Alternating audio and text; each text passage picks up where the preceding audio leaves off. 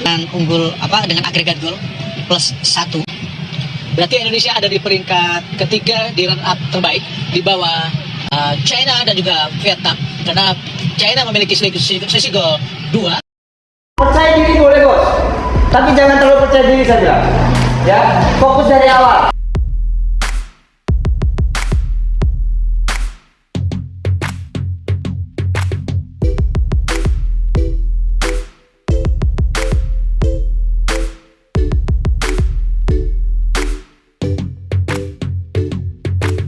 Terima kasih dukungannya hari ini. Dukung kami lagi lawan Australia. Semoga mendapatkan 3 poin. Terima kasih. Lolos perempat final Piala Asia U17 2025, Timnas Indonesia U17 bakal ambil bagian di Piala Dunia U17 2025. Tim nasional Indonesia U17 berpeluang besar untuk tampil di Piala Dunia U17 2025. Sebab Garuda Asia baru saja mengunci tiket ke Piala Asia U17 2025.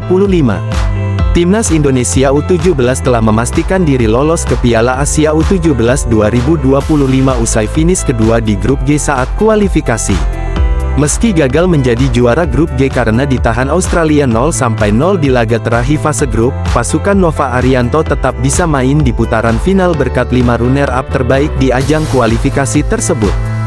Ketua Umum Ketum PSSI, Erick Thohir pun sudah membahas target lolos ke Piala Dunia U17 2025 tersebut.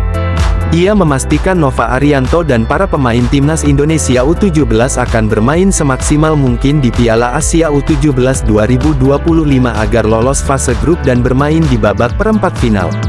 Timnas Indonesia U17 berhasil lolos ke Piala Asia U17 2025 sekaligus menjaga harapan untuk bisa tampil di Piala Dunia U17, kata Erick Thohir di Instagram pribadinya. Sintayong bagaikan dihantam pukulan, laga Timnas Indonesia U17 vs Australia U17. Sintayong bagaikan dihantam pukulan, laga Timnas Indonesia U17 vs Australia U17 di matchday pamungkas grup G kualifikasi Piala Asia U17 2025 berjalan seperti kritikannya 2 tahun lalu.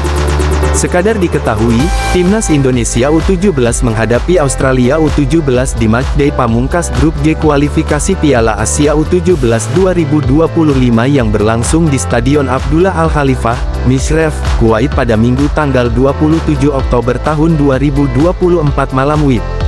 Timnas Indonesia U17 hanya beberapa kali melancarkan serangan balik cepat lewat Zahabi Goli dan Mierza Firjatullah.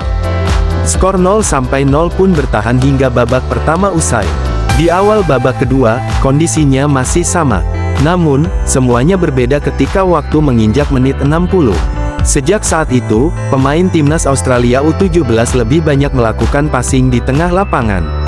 Di sisi lain, pemain-pemain Timnas Indonesia U17 juga enggan merebut bola. Mereka seakan sadar hasil imbang ini sudah cukup meloloskan mereka ke Piala Asia U17 2025. Benar saja, skor 0-0 bertahan hingga laga usai. Australia U17 dan Timnas Indonesia U17 pun lolos ke Piala Asia U17 2025. Gaya permainan Timnas Australia U17 dan Timnas Indonesia U17 di 30 menit terakhir persis seperti yang dilakukan Timnas Thailand U19 dan Vietnam U19 di matchday pamungkas grup A Piala AFF U19 2022. Setelah skor berubah 1-1 di menit 76, Thailand dan Vietnam seperti enggan melakukan serangan.